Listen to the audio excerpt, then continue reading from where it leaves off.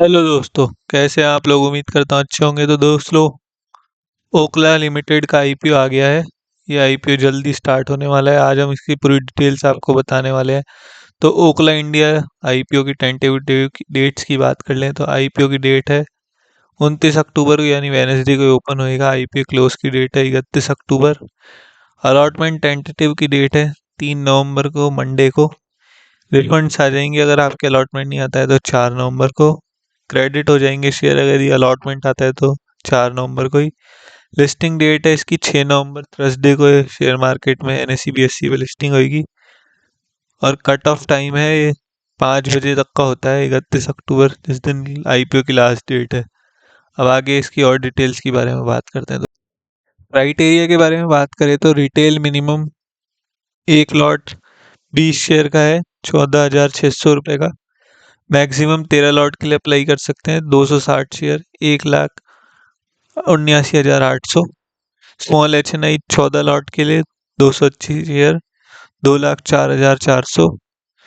Small H N I maximum 68 lot के लिए 1,360 share, 9,92,800। और big H N I 69 lot के लिए 1,380 शेयर, 10,07,400 के लिए अप्लाई कर सकते हैं। प्रमोटर्स की बात करें तो Orkla ASA, Orkla Asia Holdings S and Orkla Asia Pacific PTE Limited are the company promoters. Promoter holding pre issue 90% three. अब बात करते हैं आईपीओ में रिजर्वेशन की। तो ओखला के आईपीओ में क्यूआईबी 50%, रिटेल 35% और एनआईआई 15% है दोस्तों। अब थोड़ा कंपनी के बारे में बात करते हैं। तो दोस्तों, कंपनी एफएमसीजी सेक्टर से रिलेटेड है और एफएमसीजी हमेशा एवरग्रीन सेक्टर है। इनकॉर्पोरेशन कंपनी का 1996 में हुआ था। Okhla India limited food company है ये, offering a deserving range of food products from breakfast, lunch and dinner. ये स्नैक्स वगैरह, बेवरेजेस, डेजर्ट्स, इस तरह की कंपनी है। इस तरह के प्रोडक्ट्स बनाती है और उसको सेल करती है।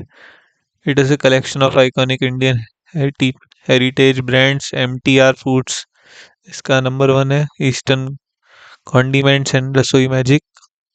एमटीआर फूड्स में mix, stand mix, ready to eat meals, मसाले, breakfast mix, snacks, beverages, spicy RTC foods, RT foods आदि। और ईस्टर्न कम्युनिटी में spice and convenience foods.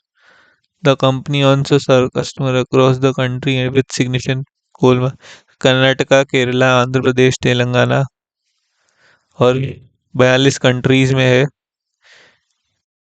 GCC countries, US and Canada में। अच्छा है कंपनी और एफएमसीजी सेक्टर से तो ऑलरेडी अच्छी ही रहती है। फाइनेंशियल्स की बात कर ले कंपनी की तो देखिए, इसके जो असेट्स है क्वार्टर एंड क्वार्टर इसमें थोड़ी कमी आई है। इनकम की बात करें तो इनकम भी क्वार्टर्स के मुकाबले कमी हुई है। प्रॉफिट आफ्टर टैक्स की बात करें तो ये भी कमी हुआ है। एप्टा 111.75 है 30 जून का। नेटवर्थ कंपनी की तो नेटवर्थ कंपनी की मार्च के मुकाबले बढ़ी है पिछले साल, मतलब 2025 मार्च क्वार्टर के, और उससे पिछले साल से। और सरप्लस की बात करें तो रिजर्व का सरप्लस कंपनी के पास अच्छा खासा है, ठीक ठाक है, मैनेजेबल है। बोरिंग्स की बात करें तो 2.33 करोड़ की बोरिंग्स है, ठीक है, ये तो नॉर्मल है। एपीआई रेशियो उसकी बात करें तो R O C 32.7, R O N W 13.8, PAT margin 10.70, EBITDA margin 16.7, book value company की 5.46, मार्केट कैपिटलाइजेशन 10,000 करोड़ है लगभग। ईपीएस की बात करें तो आईपीओ से पहले 18.67 का और आईपीओ के बाद 23.04 का। पी रेशो आईपीओ से पहले 39.11, आईपीओ के बाद 31.68। ये तो कम हो रहा है दोस्तों।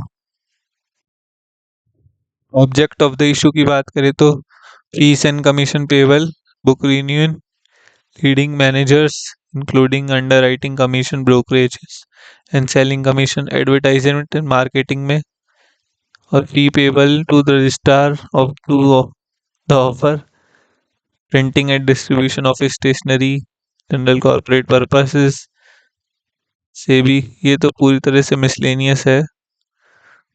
लीगल कंसल्ट, ये तो सेबी से रिलेटेड ही इन्होंने ऑब्जेक्ट लिख दिया है। एक बात और अपने commission processing fees for SSCB sponsor bank and bankers to offer brokerage and selling commission to the bidding charges for members, registered book brokers, RT and CDPs। ये इसका ऑब्जेक्ट है। अपने फाइनेंशियल एडवाइजर सलाह मशवरा कर कर ही निवेश करें। मेरा किसी भी शेयर में कोई बाय सेल का रिकमेंडेशन नहीं है, ये बात जरूर ध्यान रखिए। आईपीओ पूरी तरह से ऑफर फॉर सेल है दोस्तों। लॉट साइज 20 है। इसमें प्रोमोटर अपनी हिस्सेदारी बेचकर निकलना चाहते हैं। प्राइस बैंड 695 रुपये से 730 रुपये का है, और रिटेल में तो ऑटोमेटिक 730 रुपये ही होता है। फेस वैल्यू 1 रुपये पर शेयर है। आईपीओ की डेट आपको बताई दी, 29 अक्टूबर से 31 अक्टूबर है। एम्प्लॉई को 69 रुपये का डिस्काउंट मिलेगा। लिस्टिंग एनएससी बीएससी दोनों पर है, और बुक बिल्डिंग आईपीओ है ये। शेयर होल्डिंग प्री इशू से पहले 13,69,89,230 है, और आईपीओ के बाद 13,69,089। वही सेम है बिल्कुल, इसमें कोई चेंजेस नहीं है। टोटल इशू साइज की बात करें तो 1667.54 करोड़ का आईपीओ है लगभग ये। अब इसकी जीएमपी की भी बात कर लेते हैं दोस्त। तो जीएमपी अभी 12% चल रही है, ये अंदाजा ही है, इसको अंदाजा मानकर ही चलिए। अपने फाइनेंशियल एडवाइजर सलाह मशवरा कर कर ही निवेश करें, और हमारे चैनल को सब्सक्राइब भी जरूर कीजिए और लाइक भी जरूर कीजिए। धन्यवाद।